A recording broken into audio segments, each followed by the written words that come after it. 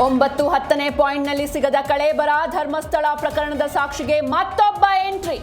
ಇಂದು ರಜೆ, ನಾಳೆಯಿಂದ ಶೋಧ.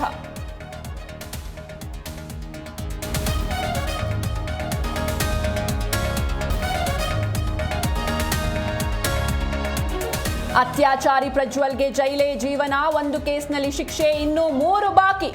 ಹೈಕೋರ್ಟ್ ಕದ ತಟ್ಟೋದಕ್ಕೆ ತಯಾರಿ.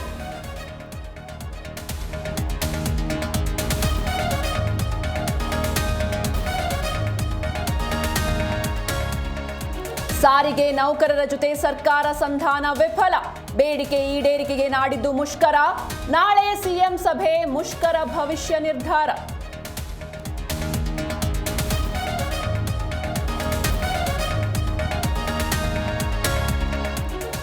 ಟ್ರಂಪ್ ಸುಂಕಾಸ್ತ್ರ, ಮೋದಿ ಸ್ವದೇಶಿ ಮಂತ್ರ, ಸ್ವದೇಶಿ ವಸ್ತುಗಳನ್ನೇ ಖರೀದಿಸಲು ಕರೆ, ಮೇಕ್ ಇನ್ ಇಂಡಿಯಾಗೆ ಮತ್ತೊಮ್ಮೆ ಚಕಾರ.